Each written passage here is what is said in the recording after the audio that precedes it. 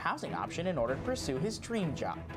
And we got an inside look at Cal Poly's first solar farm now powering campus.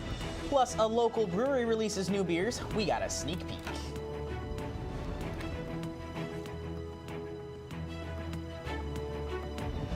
Broadcasting from Swanson Studios, you're watching Mustang News.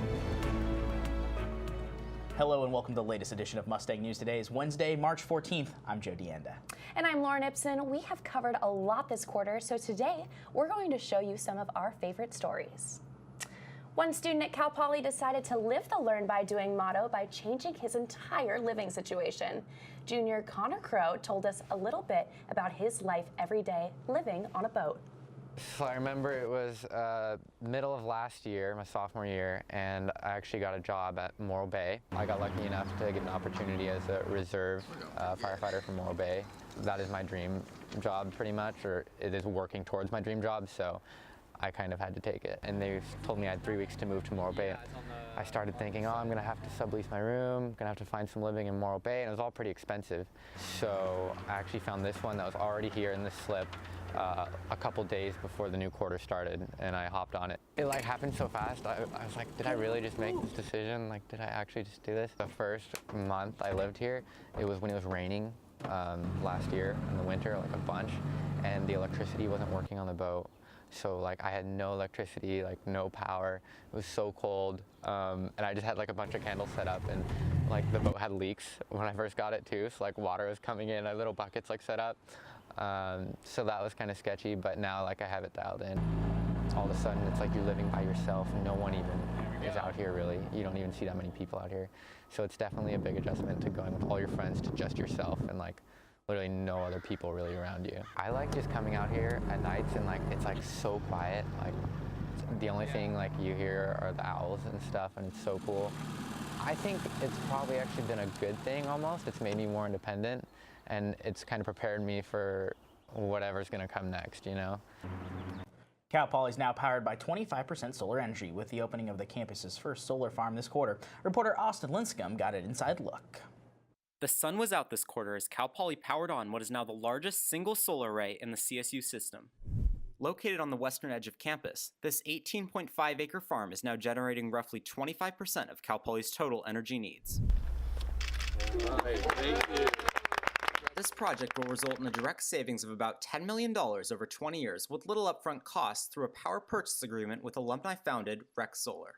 We're very excited about this partnership with Rec Solar, and we were delighted when they came through the process and they won the competition to be our public-private partnership. Cal Poly is also partnering with Rec Solar to integrate renewable energy into a variety of science and engineering courses. They're actively working on curriculum development to use that lab within the power program, both for studying the fundamentals of design and construction of solar systems, but how to envision the microgrids of the future. The farm is the university's first major step in their commitment to a 100% clean energy campus by 2050. Austin Linthicum, Mustang News. Firestone Walker Brewing Company has recently expanded. The space has introduced some new beers to its lineup. Reporter Lauren Plume took one for the Mustang News team and was first in line to try these new brews.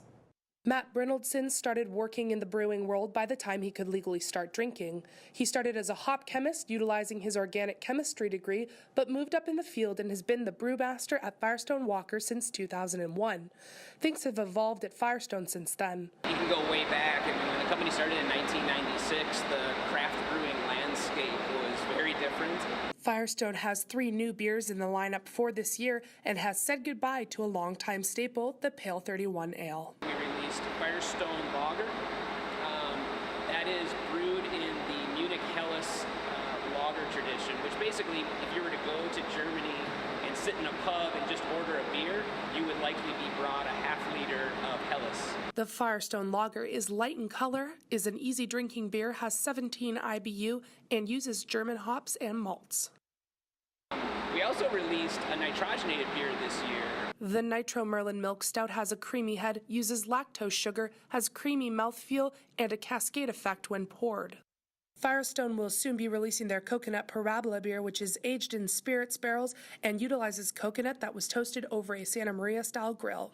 The final product is amazing, but the process of getting there is even better. Oh, I love it all, man. I just love the fact that I get to wake up in the morning, strap on some steel-toe shoes, and get paid to walk around and smell this smell, and to participate with the rest of our team in making beer.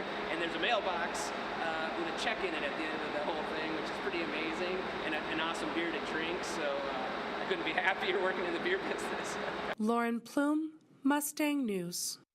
And with great beer goes some Italian food. Senior project Giuseppe's Cucina Italian restaurant reopened its doors after being closed for a year and a half. Reporter Emma Withrow checks out what's new with the old family restaurant. After a fire in June of 2016 burned down Giuseppe's Italian restaurant in Pismo Beach, they have recently rebuilt and reopened. It feels super good to be back home. Things are starting to feel back to normal, so we're super happy. Giuseppe's had the opportunity to do a whole remodel after the fire and is now equipped with an open kitchen, new placement of the bathrooms, and a beautiful roofed veranda. We tried to keep the same ambiance as far as the dining room itself, but upgrade the kitchen to this decade, as well as the lighting. The overall atmosphere of the kitchen itself is more updated and open. Although changes were made, the unique essence of Italian cuisine still remained the same at Giuseppe's. You know, wherever I worked, people were like, "Oh, what are you guys opening?" This and that, and we loved it. We had our first date there. I've heard, you know, coming in for first dates, anniversaries, and just, I mean, I can't tell you how many times I heard it. When you guys opening, we can't wait. We miss you guys, this and that and stuff. It was pretty cool to hear all that stuff. What started as a Cal Poly senior project in 1988, Giuseppe's still continues to flourish in its original Pismo Beach location with nothing to stop it, not even a fire. Emma Withrow, Mustang News. And a new wine subscription box that comes to San Luis Obispo. Find out more after the break.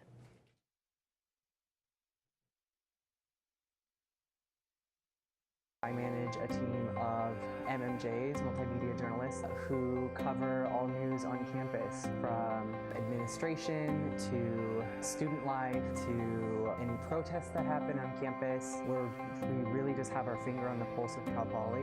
Journalism is reporting on the facts at all times because we have to, regardless of whether or not people may disagree.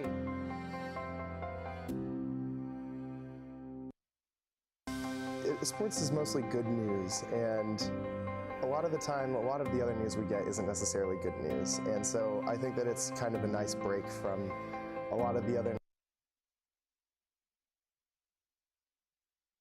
In this day and age, everybody gets their news from social media, and my team's pretty much in charge of making sure that Mustang News has a great presence across all.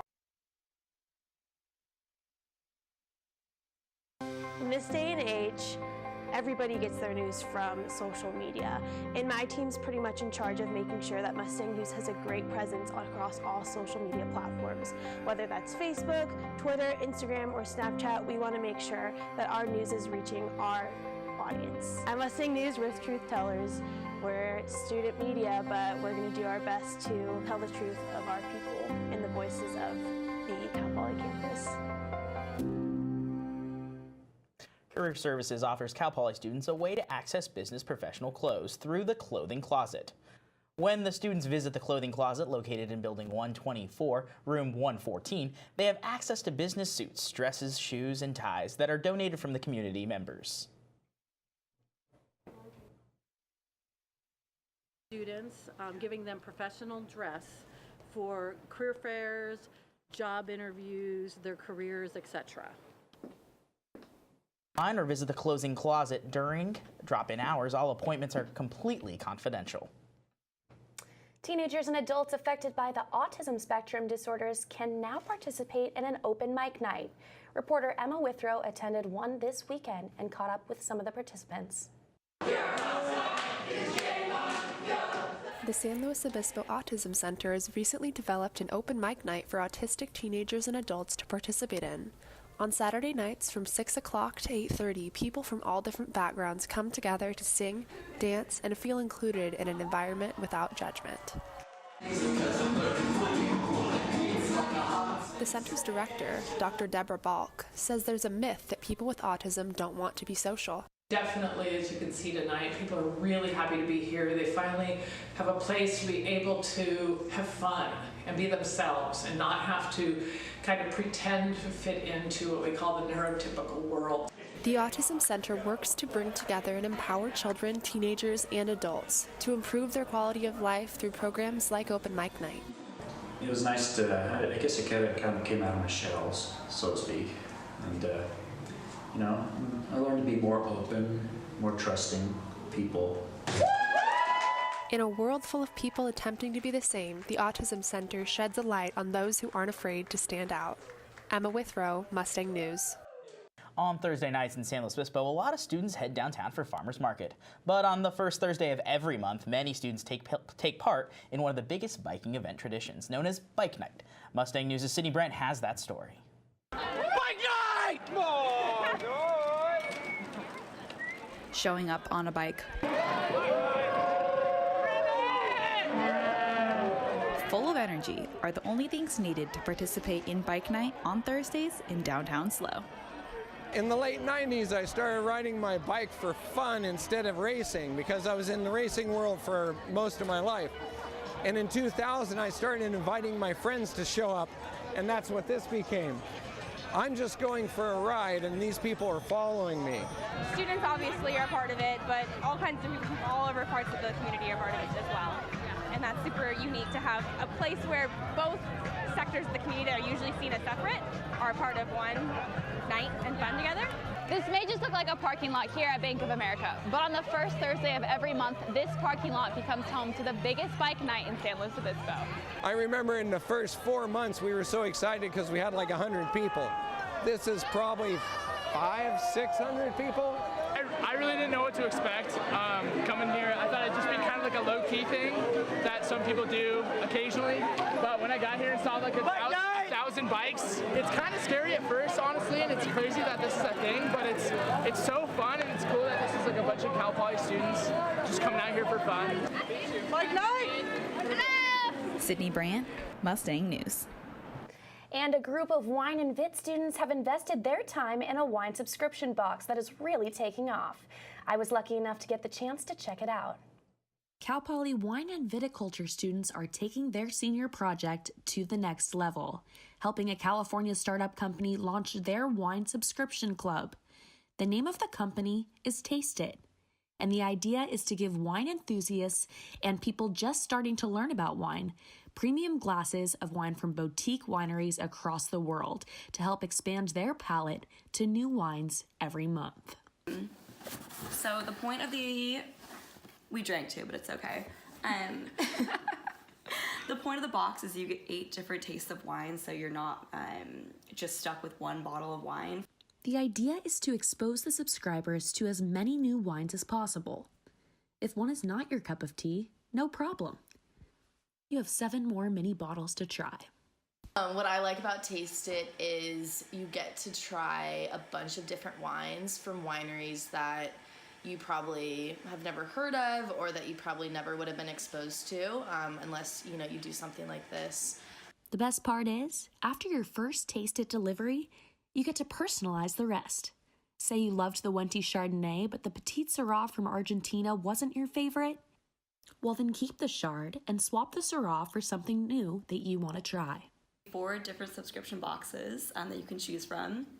The one I'd really recommend for any new wine drinkers is going to be our Wine 101 box. And it just has lots of different staple wines that you want to get the true taste, mouthfeel, aromas, and everything in the bottle. Lauren Ibsen, Mustang News. A Central Coast landmark is closing its doors for good this year. Emily Fagenstrom has the update on the Morro Bay Aquarium. The Morro Bay Aquarium is scheduled to shut down this September due to a new lease agreement with the owners. Eric Endersby says the Tyler family has owned the Morro Bay fixture for over 50 years. They're really a living treasure in this town, and they've done a lot for marine stewardship over the decades. And they're moving on, and we're going to be moving into something new and different and larger, hopefully, here in the future. The Central Coast Aquarium, currently located out in Avila, will be taking over the lease and making the move to conduct the $20 million project.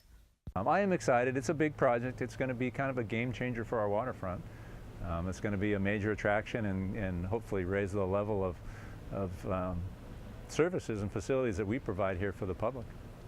The animals currently living there will be transferred to other marine facilities, and the project should take around 3 years to conduct. Emily Fagenstrom, Mustang News. And when we come back, Mustang News takes a closer look at how Cal Poly chocolates are made. I manage a team of MMJs, multimedia journalists, who cover all news on campus, from administration to student life to any protests that happen on campus. We really just have our finger on the pulse of Cal Poly. Journalism is reporting on the facts at all times because we have to, regardless of whether or not people may disagree. Welcome back. Well, Cal Poly chocolates are a local favorite among students and San Luis Obispo natives. Reporter Austin Lincecum takes us behind the wrapper in this student-run operation. At Willy Wonka's Wonderland right here at Cal Poly. For 18 years now, Cal Poly Chocolates has been making these delicious treats in a factory on campus. Every week, this student-run operation produces about 1,000 chocolate bars in flavors like milk and dark chocolate, raspberry, and peppermint crunch. So it's a really good way for them to get used to the ideas, to get used to how it feels to work in a food processing facility on a much smaller scale. But what goes into making this delicious treat? First, huge bags of raw chocolate is imported fair trade from countries around the world. Next, the production team heats chocolate and mixes in ingredients like mint, peanut butter, and coffee that make up some of their famous flavors. The chocolate is then fed into molds and placed in a massive refrigerator to chill overnight. Finally, the team feeds the chocolate through a flow wrapper that seals the bars for distribution in nearly 50 locations around San Luis Obispo. Because we start with a raw, solid chocolate product, and we melt it down, and then we temper it, and then by the end of the day, it's a chocolate bar. And while the factory already produces 9 unique flavors, the team is always looking for inspiration to create new products. And then we add to small batches different levels of spice. Taste it, have anyone who's in the building taste it and give feedback, and then make adjustments. Austin Lincecum, Mustang News. And with school shootings in national conversation lately, arming professors has been talk of a possible solution. Mustang News reporter Nicholas Gonzalez talked to professionals about whether or not this will actually be taken into effect. Questions about security and preparedness are being raised at Cal Poly following recent shootings around the country, as well as the Poly Alert that went out 2 weeks ago. While UPD practices for these situations, there's another proposed solution that's getting lots of attention: arming the teachers and staff with concealed weapons. School shootings are relatively unknown until they happen, but with teachers being armed and undergoing the right training, they could stop the situation before it gets far worse than how it usually gets. I do not think that professors should be able to carry concealed weapons due to the fact that they are trained to be professors and not policemen. While some students might be in favor of this solution, one Cal Poly professor, Scott England, is more skeptical. I would be less inclined to think that someone who doesn't have to carry a gun every time they go to work would be able to, in an instant, be able to decide whether or not something is a fair and effective use of lethal force. Before coming to Cal Poly to teach students in political science, England worked for the FBI, the Defense Department, and served 4 tours in Iraq. My training that I received through the government is that when you draw your firearm, you have made the decision that you're going to shoot. And that when you point the firearm at something, you've made the decision that you are going to kill or destroy whatever it is that you're pointing it at. And those are really tough questions to answer. Nicholas Gonzalez, Mustang News. Girls Who Handle It, the senior project by Cal Poly student Julia Free and local photographer Asia Croson, celebrated women who have persevered through trying times. Of the project is to really highlight the women and just the struggles that they've been through that they felt like they can't share on their Instagram or Facebook or any sort of social media because of those kind of anti-vulnerability norms that we face on a day-to-day basis. And how they're handling it. Yeah. Yes. The exhibit featured snapshots of women's Instagram feeds during their struggle compared to their personal story of triumph, showcasing how social media does not always reflect what's truly going on in an individual's life. More than 600 people came out to the event to show their support.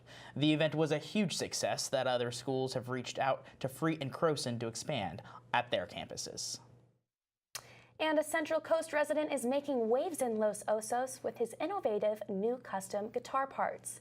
Ethan Roman has the story. An Ivy League law student turned boutique artist, Andrew Bingham is making a bold impression in the guitar world from the garage of his humble Los Osos home. Bingham started fabricating custom pickguards for popular guitar models under the name Deco Boom several years ago. His goal? To capture the wonder of musicians who have been dulled by repetitive design.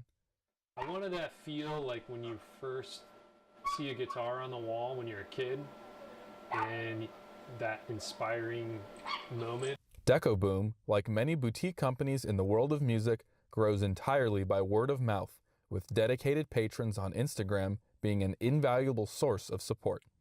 It was really just me, just word of mouth, little by little, as far as the company being successful.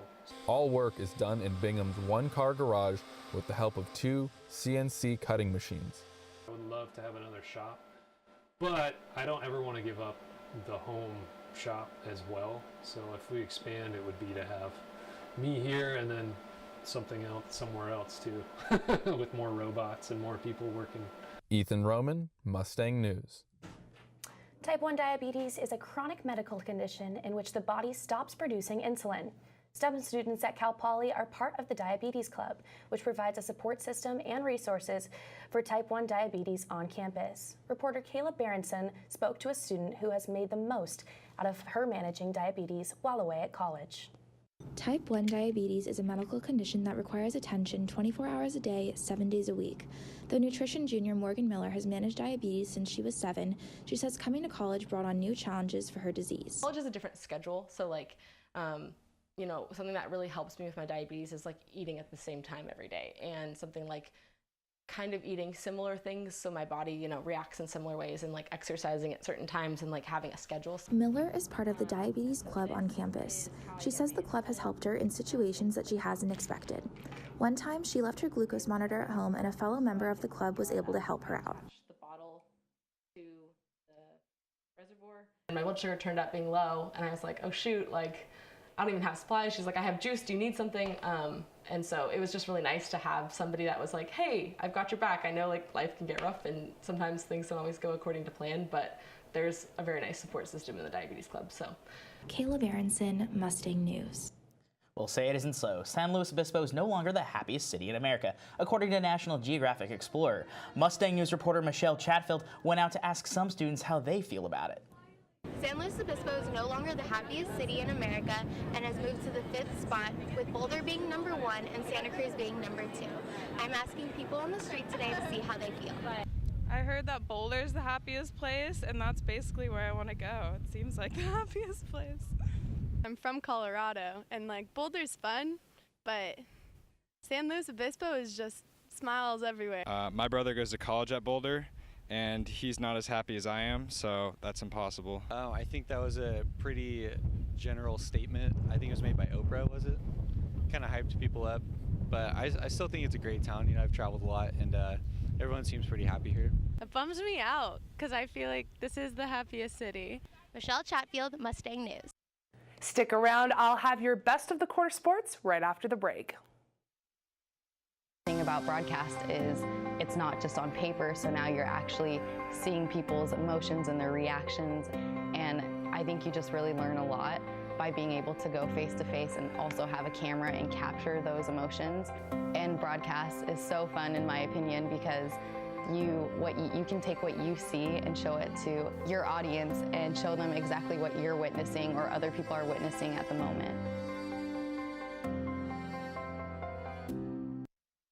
I think art is something that doesn't go appreciated that much, especially at a polytechnic campus. We have a lot of engineering and architecture focus, and we want to try to focus a lot of our arts writing on structural design and architecture design and things that relate to Cal Poly, but through the arts. I think good journalism comes from unbiased reporting, and I think we do a really good job at making sure that everything's accurate.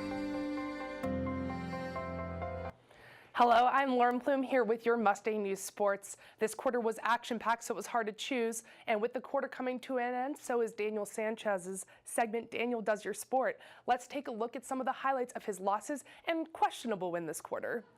Hey, I'm Daniel Sanchez here at Anderson Aquatic Center, ready to take on Cal Poly's Swim and Dive's very own Allie Eppel, Adley Van Winden, and the beach volleyball team. The top 6 dancers on the team going to the Big West tournament.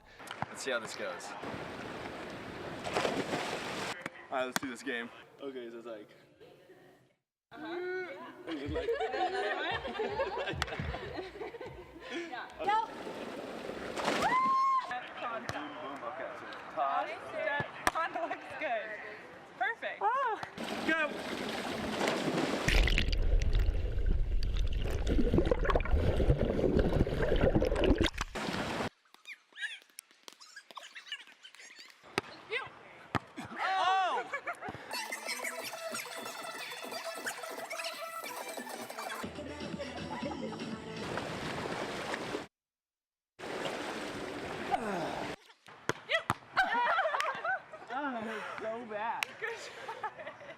All right, we're done here.